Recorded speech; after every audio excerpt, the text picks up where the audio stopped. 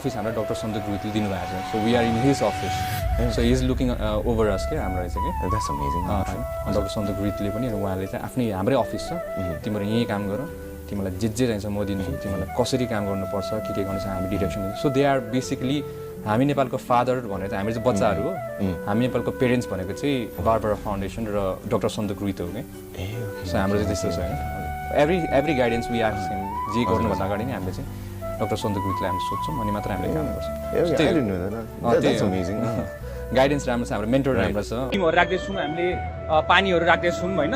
अनि यसरी गरेर चाहिँ हामीले यसलाई म्यानेज गर्ने हिसाबले चाहिँ गएका छौँ. तपाईँहरू अर्गनाइजर भन्दा पनि एज अ भलन्टियर यहाँ हुनुहुन्छ. एक्ज्याक्टली हामी भलन्टियर मात्रै हो. हाम्रो तपाईँको लगभग 3-4 हजार भलन्टियरहरू त हाम्रो आफ्नै पनि थियो, जो चाहिँ ज्याकेट लाएर पनि थियो, ज्याकेट बिना पनि थियो. हामी नेपाल भन्ने संस्थाको ज्याकेट हजुर तपाईँहरू सडकमा आउनु भएको थियो. त्यो चाहिँ नमस्ते सबैजनालाई, म सुदन गुरुङ, हामी नेपालको प्रेसिडेन्ट.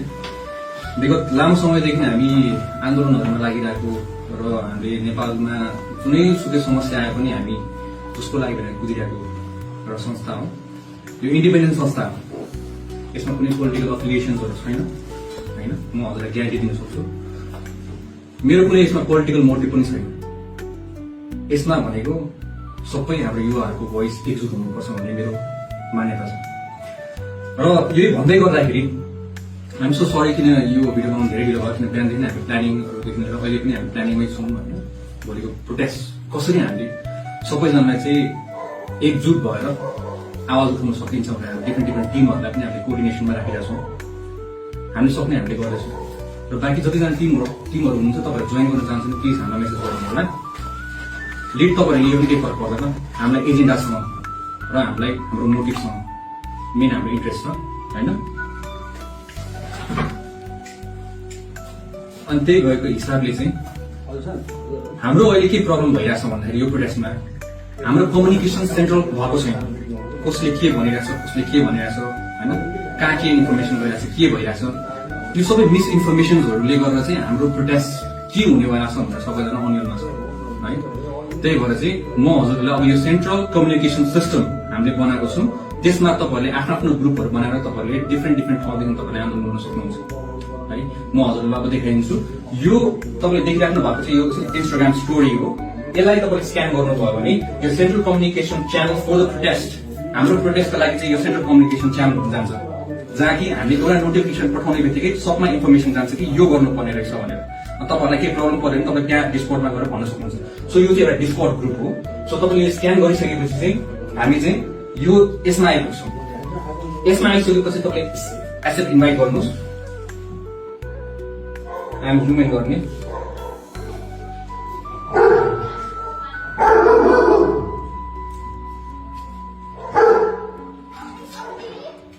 यो आइसकेपछि तपाईँ कुन सिटीबाट तपाईँहरू प्रोटेस्ट गर्नु भइरहेछ होइन. सपोज काठमाडौँमा हुन्छ, तपाईँले काठमाडौँमा थिच्नु भने काठमाडौँको अपडेट्सहरू तपाईँले पाउनुहुन्छ. पोखरामा हुनुहुन्छ भने पोखराको अपडेट्सहरू पाउनुहुन्छ. हाम्रो धेरैवटा च्याप्टर्सहरू सबैजना एक्टिभ भइसकेको छ होइन. यसमा इनकेस कुनै सिटीमा तपाईँहरू गर्न चाहनुहुन्छ भने हामीलाई मेसेज गरिदिनु होला, हामी नेपाललाई हामीले अर्को ग्रुपमा हामीले एड गरिदिहाल्छौँ. सो द्याट यो चाहिँ तपाईँहरूको कम्युनिकेसन च्यानल हुन्छ. सपोज अब हामी काठमाडौँमा गयौँ होइन. Welcome to the official Discord server of youth against corruption. हामी सबै युवाहरू चाहिँ करप्सनको अगेन्स्टमा होइन. यो हामीले म्यानेज गरेका छौँ है. हजुरलाई क्लियरली भनिदिन्छु होइन. रुल्सहरू हामीले फलो गर्नुपर्छ. कति कुरामा हामीले आफ्नो फ्रस्ट्रेसन छ होला, त्यो फ्रस्ट्रेसन हामी मान्छ, ममा मान्छ. तर त्यो सो यसमा आउने बित्तिकै तपाईँले चाहिँ अब के पाउनुहुन्छ भन्दाखेरि चाहिँ यसमा चाहिँ तपाईँको चाहिँ अनाउन्समेन्टहरू हुन्छ. कुनै कुरा अब हामीले प्रोटेस्टको लोकेसन चेन्ज गर्यौँ भने हामीले अनाउन्समेन्ट गर्छ. त्यही भएर अलवेज तपाईँको फोन चाहिँ एक्टिभमा राख्नु होला. नोटिफिकेसन आउने बित्तिकै चेक गर्नु होला. इनकेस हामीले लोकेसन चेन्ज गऱ्यौँ भने चाहिँ है. फ्याक्ट चेक्स, फेक इन्फर्मेसनहरू आउँछ तपाईँलाई धेरै जस्तो. सो यसमा चाहिँ यो इन्फर्मेसन गलत हो कि राइट हो, त्यो इन्फर्मेसन चाहिँ हामीले फ्याक्ट चेक्समा पाउँछौँ. क्वेरिजहरू भयो होइन. त्यसपछि हाम्रो डिस्कसन, तपाईँहरूले आफै डिस्कसन गर्न सक्नुहुन्छ यो डिस्कसन ग्रुपमा. के गर्दाखेरि राम्रो हुन्छ हाम्रो देशमा, के गर्दाखेरि चाहिँ हाम्रो भोइस सुनिन्छ होइन. यसमा गर्न सकिन्छ. ग्राउन्डमा के भइरहेछ अहिले, हरेक प्रोटेस्टको ठाउँमा चाहिँ ग्राउन्ड रियालिटी के छ होइन. काठमाडौँमा धेरैवटा ठाउँमा हाम्रो सेक्टरमा हामीले आन्दोलन गर्न सक्ला नि त. अनि त्यसको ग्राउन्ड रियालिटी के छ त्यो इनकेस तपाईँलाई गाह्रो पऱ्यो भने रिक्वेस्ट फर हेल्प है, यसमा गर्न मिल्छ है. न्युजहरू हाम्रो बारेमा के आएको छ, कति कुरा फेक हो, कति कुरा राइट हो, यो यसमा जान्छ। यसमा तपाईँको कुन च्याट्सहरू हामीले यसरी गरेर हामीले राख्छौँ, त्यही अनुसारमा चाहिँ तपाईँले चाहिँ आफ्नो च्याप्टर्सहरू तपाईँले आफ्नो ठाउँबाट प्रेस गर्नु मिल्छ। यो बनाउनुको मेन कारण र उद्देश्य हामी बिचको कम्युनिकेसन राम्रो होस्। I would like to request everyone to join the Discord. अनि यसमा तपाईँहरूको सेन्ट्रल कम्युनिकेसन च्यानल हुन्छ, तपाईँहरूले आफै प्रोटेस्ट गर्न सक्नुहुन्छ। आफ्नो आफ्नो एजेन्डाहरू राखेर तपाईँहरूले एउटा आफ्नै लिड लिएर तपाईँहरूले आफ्नो ठाउँबाट गर्न सक्नुहुन्छ। यो भएपछि काठमाडौँको टिम काठमाडौँबाट गर्छ, पोखराको टिम पोखराबाट गर्छ। तपाईँहरू यो डिस्कर्डको त्यो स्क्रिनसट चाहिँ सबैजनालाई चाहिँ प्लिज यो मेसेज फैलाइदिनु होला। अब यसपछिको भिडियो भने म तपाईँलाई चाहिँ के राख्दैछु भन्दाखेरि चाहिँ अब प्रोटेस्ट कसरी गर्ने चाहिँ नेक्स्ट भिडियोमा हेर्नु होला। अब गर्ने भनेको बियरको बोतलमा पेट्रोल हाल्ने अनि आगो लगाएर पुलिसतिर फाल्ने, जसले गरेर पुलिसहरू जलेर मरुन्। डिस्कर्डमा पहिचान नखुल्ने एउटा आइडीबाट 15 पटकसम्म यो मेसेज आयो। यो सँगै मोलोटोभ ककटेल बनाउने उपाय सिकाएर अरू मेसेजहरू पनि आउन थाले। बोतल ल्याउने र कुन कुन इन्ग्रेडियन्ट्स कसरी हाल्ने भन्ने सिकाएर डिस्कर्डमा धेरै मेसेजहरू आइरहेको थियो, तर त्यो मेसेज कसले पठाएको भन्ने थाहा थिएन। 23 गते संसद भवनको गेट जलाउन त्यस्तै मोलोटोभ ककटेल अर्थात् पेट्रोल बम प्रयोग भएको थियो। मैले अहिले दिँदै गरेको सूचना गौरव पोखरेल र दया दुधराजले इकान्तिपुरका लागि खोज गरेर तयार पारेको रिपोर्टमा समावेश छन्। आगो निभे पनि बलिरहेको प्रश्न के आगजनीमा केमिकल पनि प्रयोग भएको थियो भन्ने रिपोर्ट तपाईहरुले अहिले पनि इन्टरनेटमा खोजेर पढ्न सक्नुहुन्छ। आन्दोलनको तयारीका लागि डिस्कर्डमा 2वटा सर्भर बनेका थिए, युथ अगेन्स्ट करप्सन र युवा हब। अरू कुरा चर्चा गर्नु अगाडि डिस्कर्ड किन प्रयोग गरियो भनेर बुझौं। डिस्कर्ड एउटा यस्तो प्लेटफर्म हो जसमा प्रयोगकर्ताले आफ्नो पहिचान लुकाएर कुरा गर्न सक्छन्। डिस्कर्डले प्रयोगकर्ताको आइपी एड्रेस सुरक्षित राख्छ। यसले आफ्नो प्रयोगकर्ताको डाटा दिँदैन, जसले गर्दा सरकारी तहबाट पनि यहाँको डाटा लिन सक्दैनन् भन्ने विश्वास आन्दोलनकारीहरूलाई थियो। फेसबुक या अन्य प्लेटफर्ममा तपाईले हिंसात्मक कुरा गर्नुभयो भने तपाईलाई सस्पेन्स या ब्यान गरिदिन्छ, तर डिस्कर्डमा त्यसको कुनै फिल्टर हुँदैन। डिस्कर्ड आफैमा एउटा विवादित प्लेटफर्म हो। धेरै ठूला ठूला षड्यन्त्र र अपराधमा डिस्कर्डको प्रयोग भएका धेरै उदाहरणहरू छन्। आन्दोलनको योजना बनाउन डिस्कर्ड प्रयोग गर्ने आइडियाको पछाडि नै केही न केही तयारी जोडिएको थियो भन्ने कुरा स्पष्ट छ। हामीले बुझाउन सक्नुपर्छ कि 24 गतेका लागि पेट्रोल बम 22 गते नै बनाइसकेको थियो। आवश्यक हतियार 22 गते नै तयार गरिएको थियो।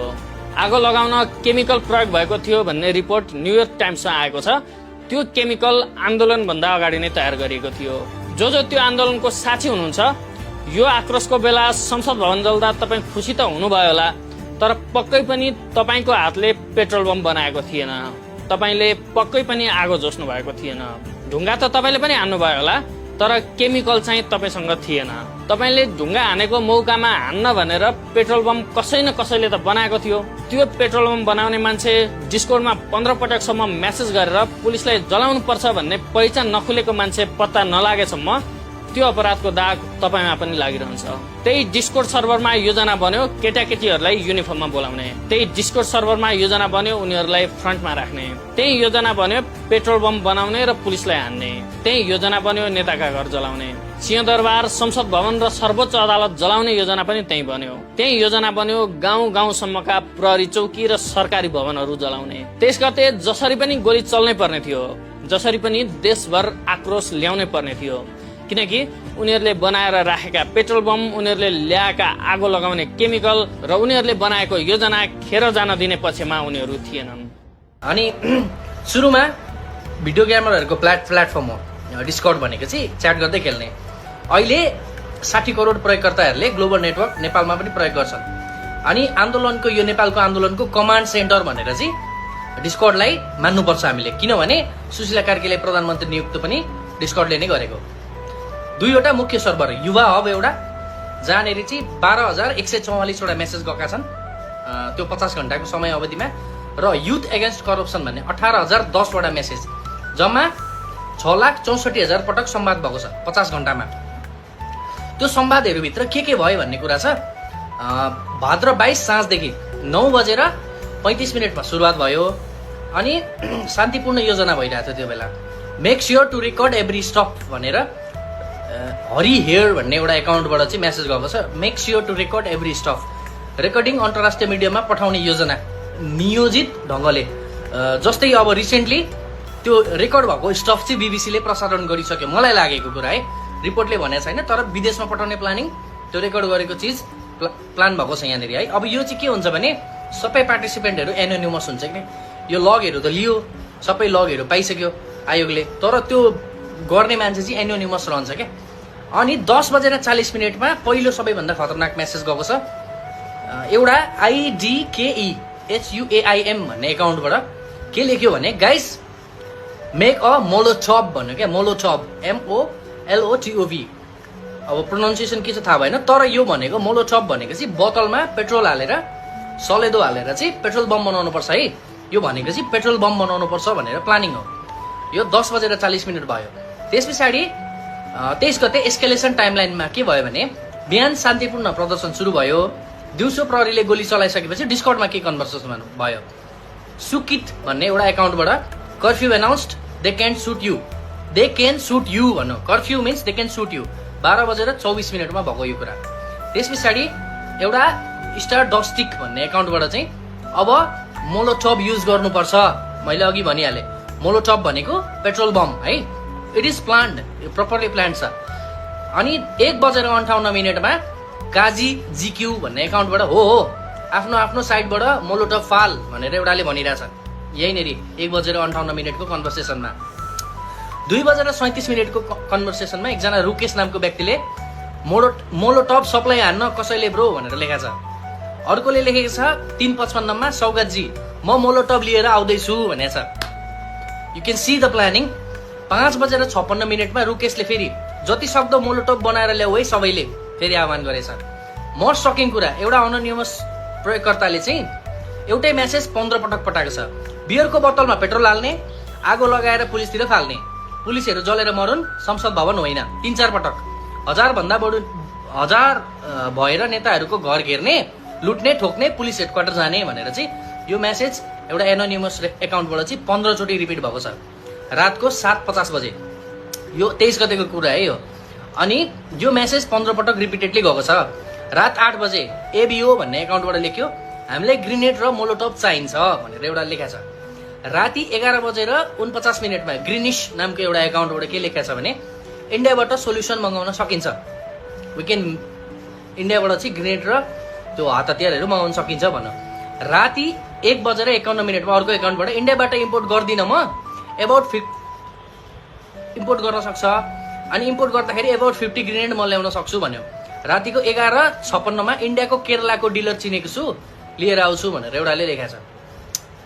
यो कुरा लेखेको छ तर त्यो चिज ल्याउन सम्भव भएन होला किनभने ग्रेनेड युज भएको छैन। किनभने केरलाबाट ल्याउन एक दिनमा द्याट्स नट पोसिबल। यो कुरा सम्भवै छैन। यो केटाहरूको गफ हो जस्तो लाग्यो मलाई। अनि यो डिस्कर्डमा थियो। आयोगले यो सबै पाएको छ, यो सबै डिटेल पाएको छ।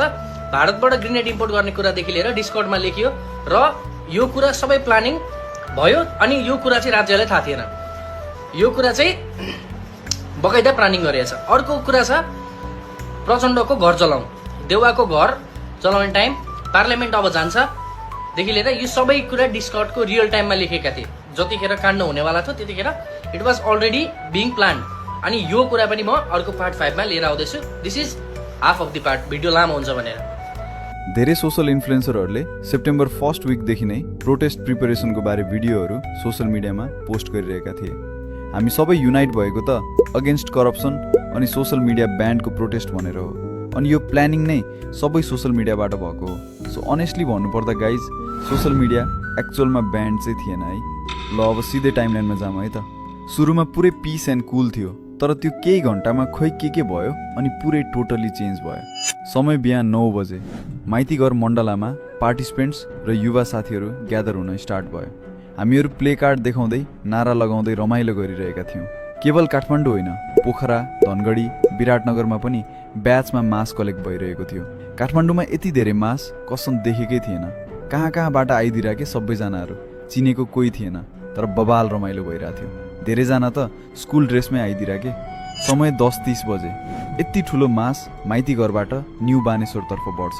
हामी नेपाल अनि टिओबीको ज्याकेटमा केटाहरू मासलाई गाइड गर्दै अगाडि अनि हामी चाहिँ फलो गर्दै। पछि पो थाहा भयो त्यो त सुदन गुरुङहरू पो रहेछ। बबरमहलबाट पनि ठुलो भिड आयो। यति बेलासम्म पुलिस कुल थियो तर सिचुएसन अलि च्यालेन्जिङ हुँदै गयो। हेर्दै केटाहरूले पुलिसको ब्यारिकेड नै ब्रेक गरिदियो। समय 11:30 बजे मासले पुलिसको घेरा तोड्दै न्यू बानेश्वर चोकमा चढे। पुलिसले उनलाई अलि रिल्याक्स गर्यो तर अर्को लेभलमा जाने तयारी थियो। समय 12:40 बजे कोही फायर हान्न लागे, कोही पुलिसलाई पानीको बोतल र ढुङ्गा हान्न। इन्स्टेन्ट टेन्सन सुरु। अब चाहिँ पुलिस चार्जमा आयो। अनि त नन स्टप टियर ग्यास। तर मास त यस्तो वाइल्ड थियो कि कुराको वास्ता नै थिएन। स्कुल ड्रेसमै पुलिससँग अगाडि अगाडि भिडिरा, पुलिस डराई डराई पछाडि पछाडि भागिरा, अनि पुलिसले रबरको गोली चलाए। तर त्यहाँ कोहीलाई बाल मतलब थिएन कि। समय 1 बजे। हेर्दा हेर्दै मास त संसद भवन एट्याक हान्न पुग्छ। गेट तोडेर केटाहरू त सबै भित्रै पस्तिर। यस्तो वाइल्ड मास थियो नि, तिमीहरूलाई म आशुतोषको भिडियो सेयर गर्छु है। खोइ कोले पुलिसको गन नै एट्याक हान्न गएछ, अनि भयो असली फायरिङ। यस्तो गोली चल्यो, तर नि मासलाई बाल मतलब थिएन। समय 2 बजे। फर्स्ट क्याजुअल्टीको न्युज आयो, अनि त मास पुरै फायर। अब चाहिँ एङ्गर पुरै वाइल्ड एन्ड ब्लडी भयो, पुरै आउट अफ कन्ट्रोल। समय 2:30 बजे। PM ओलीले अर्जेन्ट मिटिङ कल गर्नुभयो, तर सिचुएसन पुरै कन्फ्युजिङ। प्रोटेस्ट त झन् एट्याकिङ मोडमा गयो। समय 3 बजे। क्याजुअल्टीको काउन्ट 7 पुग्छ। अब यो प्रोटेस्ट ग्लोबली ब्रेकिङ न्यूज बन्यो। ये प्रदर्शनकारी नेपाल के संसद परिसर में घुस गए। फिर पुलिस ने भीड़ को तितर बितर करने के लिए आंसू गैस के गोले दागे और पानी की बौछार की। अनि बेलुकासम्म प्रोटेस्टको भिडियोहरू भाइरल भएर होल नेसन नै अन फायर हुन्छ। त्यसपछिको स्टोरी त यु अल नो गाइज। अहिले आएर मलाई आउने क्वेसन नि, हामी माइती घरमा गरिरहेको पिसफुल प्रोटेस्ट कसरी र कसले पुलिससँगको वार जोनमा मुभ गरायो? संसद भवनमा आगो लगाउने हाम्रो प्लान थियो र guys? Was it all of a sudden? Or someone else was planning from dark room?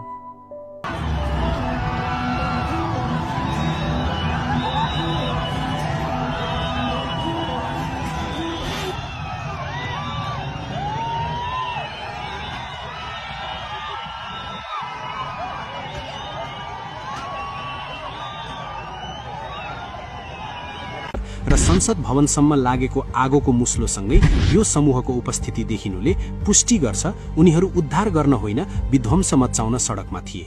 Digital जालझेल र नियोजित विद्रोह यो कुनै स्वस्फूर्त जेनजी विद्रोह थिएन।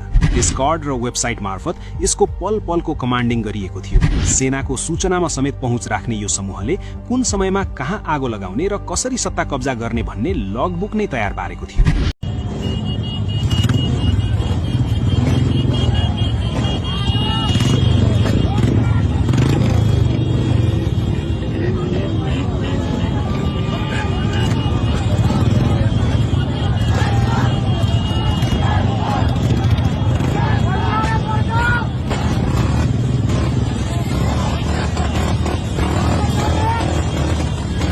तिमी स्टुडेन्ट हो भन्दै बोलाउँदै आयो।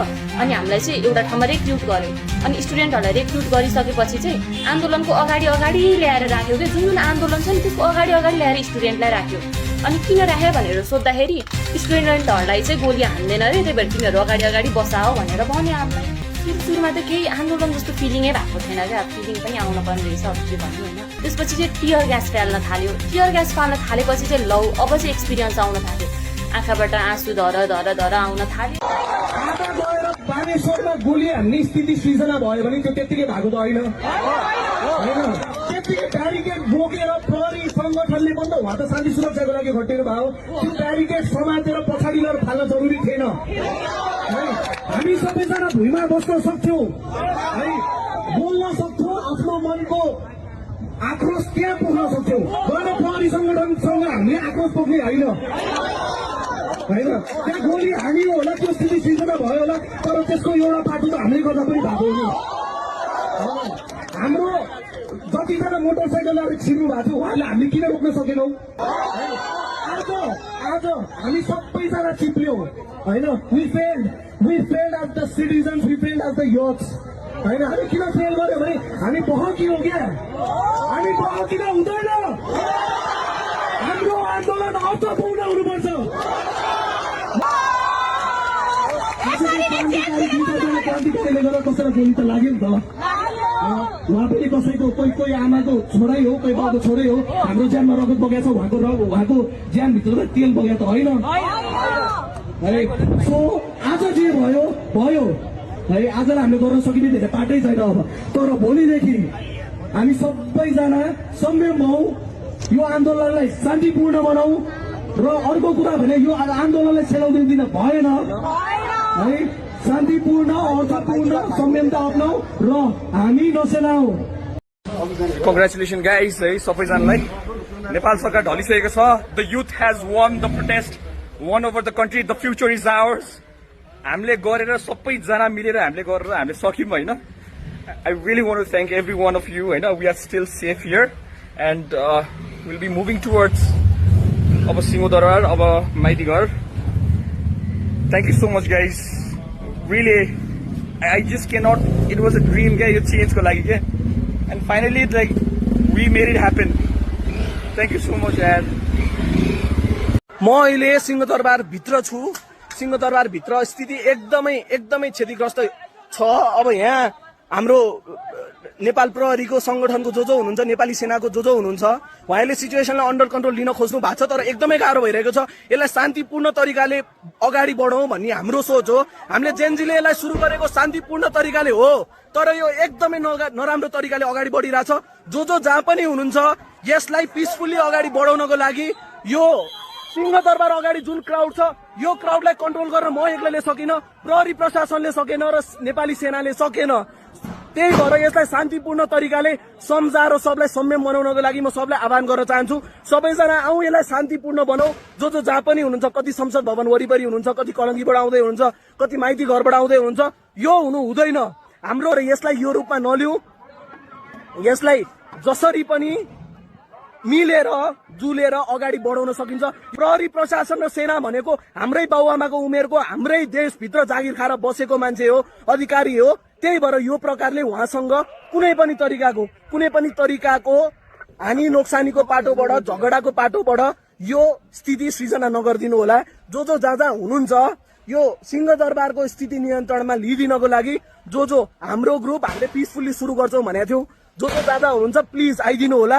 यसलाई मिलाएर यसलाई अलिकति पिसफुल्ली अलिकति शान्तिपूर्वक यसलाई नियन्त्रणमा लिउँ किनकि हाम्रो जो प्रहरी संगठनको जो हुनुहुन्छ अधिकारीहरू सेना नेपाल सेना जो हुनुहुन्छ उहाँहरूलाई पनि एकदमै गाह्रो भइसक्यो उहाँहरू पनि घाइते भइसक्नु भयो होइन उहाँले हातै फायरसम्म गर्नु भएको छ गोली कहीँ पनि कसरी पनि चलाउनु भएको छैन होइन उहाँहरूलाई पनि गाह्रो भयो उहाँहरू पनि नेपाली हो हामी पनि नेपाली हो हिजोको दिनमा गल्ती भयो होला तर त्यो गल्तीको हिसाब पछि गरौँला अहिलेको लागि नेपालीको ज्यान जोगाउँ र रक्तपातबाट बचौँ अहिले जो जहाँ हुनुहुन्छ यसलाई शान्तिपूर्ण तरिकाले अगाडि बनाउनको लागि म हार्दिक मनबाट आग्रह गर्न चाहन्छु सिंहदरबार आइदिनु होला सिंहदरबार भित्रको स्थिति यो छ भर्खर छिरेर बल्ल बल्ल निकाल्नु भएको छ उहाँहरूलाई सघाउँ पाप लाग्ला शान्ति तिमलाई बाबु बुद्धको श्राप लाग्ला शान्ति तिमलाई जन्मभूमिको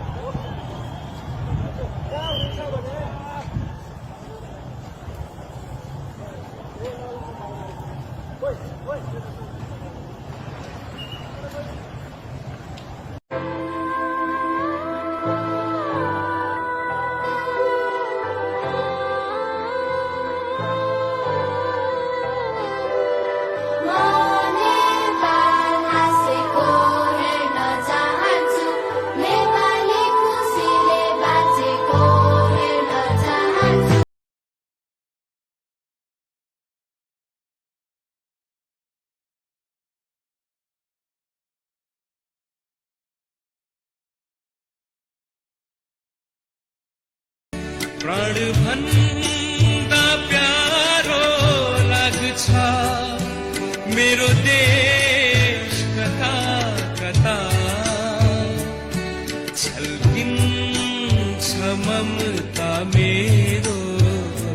नेपाल का सबसे बड़ा प्रोटेस्ट जिसने पूरे देश की राजनीति को हिलाकर रख दिया, उसके पीछे सिर्फ एक नाम गूंज रहा था, सुदान गुरुंग। सुदान कोई बड़ा नेता नहीं था, न ही करोड़पति, बल्कि हामी नेपाल नाम की एक NGO का फाउंडर था। लेकिन इस शख्स ने सोशल मीडिया की ताकत का ऐसा इस्तेमाल किया कि मामूली सा प्रोटेस्ट नेपाल के इतिहास का सबसे खौफनाक आंदोलन बन गया। उसने डिस्कॉर्ड और इंस्टाग्राम पर वीडियो अपलोड करके लोगों को जोड़ा। उस वीडियो में साफ कहा गया था प्रोटेस्ट में कॉलेज बैग और किताबों के साथ आना और अगर हो सके तो यूनिफॉर्म पहन कर आना। धीरे धीरे हजारों छात्र और युवा इस आंदोलन से जुड़ छूटते गए। सरकार को लगा कि ये बस एक आम प्रदर्शन है, लेकिन उन्हें अंदाजा भी नहीं था कि ये आग पूरे देश में फैल जाएगी। फिर वो दिन आया जब सब कुछ बदल गया। प्रोटेस्टर्स ने मंत्रियों के घर लूटकर जला दिए। फाइनेंस मिनिस्टर को सड़कों पर दौड़ा दौड़ा कर पीटा गया। यहाँ तक कि एक्स प्रधानमंत्री की पत्नी को जिंदा जला दिया गया। लेकिन असली चौंकाने वाली बात यह थी कि सूडान ने अपने लास्ट वीडियो में सरकार को सीधी चेतावनी दी थी। नेपाल की सरकार तुरंत रिजाइन करे और अब देश को सिर्फ जनता द्वारा चुने गए नेताओं द्वारा चलाया जाएगा। अगर मेरी जान चली भी जाए तो जान लो कि ये मेरा आखिरी वीडियो होगा।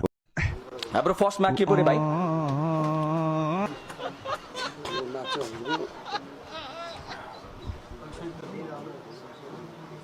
सांसद विघटन यो पहिलो माग हो है। ए त्यो होइन हजुरहरू मिलाएर बुझ्नुहोस् ल प्लिज है। हाम्रो अलिकति किनभने हामीहरू त्यस्तो राजनीति गर्ने मान्छे होइन नि त, हामीलाई थाहा छैन नि त होइन। त्यही भएर हजुरहरू प्लिज मिलाएर बुझिदिनुहोस् न है यसलाई है। हामी नेपाल भन्ने कुरा होइन, सुमन गुरुङ भन्ने कुरा होइन।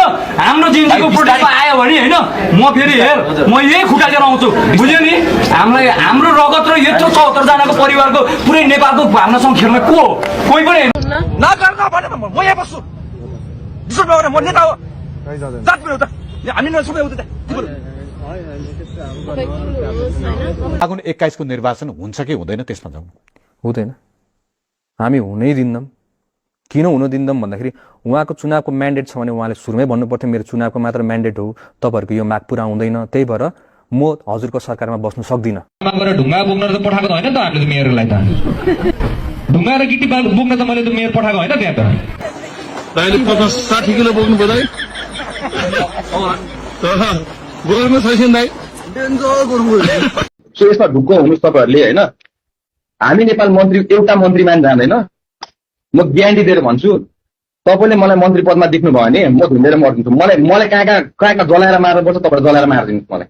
म लेखेर तपाईँले लेखेर पनि गर्नुहोस् होइन। म कसम खाएर भन्छु होइन, मेरो देशको कसम खाएर भन्छु, जुन दिन सुदन गुरुङ तपाईँको त्यो मन्त्रीमण्डलको त्यो गठन हो कि केमा होइन तपाईँको पोस्टमा गएर बस्यो भने मलाई तपाईँहरूले जलाएर मारिदिनु। म तपाईँलाई लोकेसन मैले लाइभ सेयर गरिदिन्छु। त्यहाँ क्यापिटल मान्छे जानुपर्छ, त्यहाँ राम्रो मान्छे जानुपर्छ, जसले हाम्रो भविष्यलाई सेक्योर गर्न सक्छ, त्यो मान्छे जानुपर्छ। नेपालको चुनावमा केही यस्ता उम्मेदवारहरू उठेका छन् जसलाई हामीले जसरी भए पनि जिताउनै पर्ने हुन्छ। त्यो देशका एकदमै होनहार मान्छेहरू हुन्। तिनी यदि देशमा भएनन् अथवा संसदमा भएनन् भनेपछि हाम्रो देशले धेरै ठुलो क्षति बेहोर्नुपर्ने अथवा घाटा बेहोर्नुपर्ने हुनसक्छ। त्यसैले आज त्यस्ता उम्मेदवारहरूको बारेमा कुरा गरौँ जसलाई जसरी भए पनि सबै मिलेर जिताउनु पर्ने हुन्छ। सबैभन्दा पहिले यी उम्मेदवारको कुरा सुनौँ। यो हाम्रो फर्स्ट माग के पो रे भाइ? हाम्रो माग के रे भाइ? अब माग तपाईँलाई कसरी थाहा हुन्छ? तपाईँले गरेको आन्दोलन भए पो माग थाहा हुन्छ। आन्दोलन गर्ने अर्कै, माग अर्कैको बिचमा आएर कसै अरूको एजेन्डा बोकेर कुनै अरू नै एजेन्डा ल्याएर आन्दोलन हाइज्याक गरेपछि त माग थाहा हुने कुरा भएन। त्यसैले गर्दा यदि माग नै थाहा पाउनु छ भनेदेखि रियल जेनजीहरू जो अहिले पनि युवाहरू सडकमा छन्, जसका मागहरू पुरा भएका छैनन्, जो मरे, जो घाइते भए, तिनलाई गएर सोध्नु होला माग यदि थाहा पाउनु मन लाग्यो भनेदेखि। यी कुरा त यस्तै हुन्, तर अलि सिरियस कुरा अगाडि सुनौँ। यिनले अल जजिरा भन्ने एउटा च्यानललाई इन्टरभ्यू दिए। त्यसमा यिनी के भन्दैछन् भनेदेखि पुराना दलका कुनै पनि मान्छेलाई हामी चुनावमा उठ्न दिँदैनौँ। यदि तिनीहरू चुनावमा उठिहाले भने पनि हामी के गर्छौँ भनेर यस्तो भन्दैछन्। These people are going to go behind bars, so they won't be able to participate in the next election, and we'll make sure it happens. Let's say one of the main parties ends up winning next March. If the people, the Nepali people, choose to put them back in power, would you accept that as a result, or do you think we might see more protests? Yes, we will protest. So we will protest again. We don't want to see them anywhere. You're saying you're not going to accept people's votes? उनी के भन्दैछन् भनेदेखि हामी पुराना दललाई चुनावमा उठ्न दिँदैनौँ र यदि बाई चान्स उनीहरू चुनावमा आइहाले र जनताले उनीहरूलाई भोट दिएर जिताइहाले भनेदेखि हामी त्यो चुनावको नतिजा मान्दैनौँ र फेरि आन्दोलनमा जान्छौँ भनेर भन्दैछन्। भयो, धेरै आन्दोलन नगरौँ। 70-80 जना अस्ति मारिदियो, खर्बौँको सम्पत्ति जलाइयो, देशलाई 10औं वर्ष पछि धकेलियो। अब फेरि ऋण माग्नुपर्ने भएको छ, फेरि भिख माग्नुपर्ने भएको छ। फेरि अब 70-80 जना मान्छे या 100-150 जना फेरि मार्ने भए यदि यिनीहरूले जितेनन् भनेपछि। त्यसैले गर्दा यिनलाई जिताउनै पर्छ। हामीले हाम्रा मान्छे दाजुभाइहरू जोगाउनलाई पनि यिनलाई जिताइदिनु पर्यो, होइन भने फेरि आन्दोलन गर्छु भन्दैछन्। र हिंसात्मक आन्दोलनको नतिजा के हुन्छ हामीले केही समय पहिले देखेका हौँ। अर्को प्रश्नमा के तिमी प्रधानमन्त्री हुन चाहन्छौ भनेर यिनलाई सोधेको प्रश्नमा यिनी के भन्दैछन् यो सुनौ। Are you personally going to run for office? Yes. It's a movement. I have to. I don't have any choice. Do you want to be prime minister? I'm not sure. I won't say I will be the prime minister, but if the people choose me, I'm definitely going to run for the prime minister as well. If they give me the responsibility, if the people believe me and they say, okay, you can take the prime minister position, then I'll definitely take the responsibility. But it's not the position, it's the responsibility that is given by the people. मलाई चाह्यो भने र मलाई responsibility दियो भने प्रधानमन्त्री पनि हुन सक्छु भनेर भन्दैछन् यिनी। हाम्रो माग के रे भाइ भनेर सोध्नेवाला मान्छे हुने नि आज यिनी प्रधानमन्त्री बन्छु भन्दैछन्। त्यसैले गर्दा यी उम्मेदवारलाई पनि जिताउन नबिर्सनु होला। यदि यिनले जितेनन् भनेपछि खरबौँको सम्पत्ति फेरि नाश हुन सक्छ, जनताका दर्जनौं छोराछोरीहरू मर्न सक्छन्। अब संविधानले उहाँहरू रक्षा गरेको छ, समात्नु पनि नमिल्ने होइन, संविधान फाल्नु भने फेरि राष्ट्र तपाईँको इन्डियाले क्याप्चर गर्ला कि भन्ने डर छ अरे। अब कस्तो दोधारमा छु क्या म। अब यो सबै भइरहेको म त्यो राजनीति नबुझ्नेको मान्छेहरूलाई चाहिँ एकदमै समाजलाई चाहिँ एकदम गाह्रो पर्ने रहेछ क्या।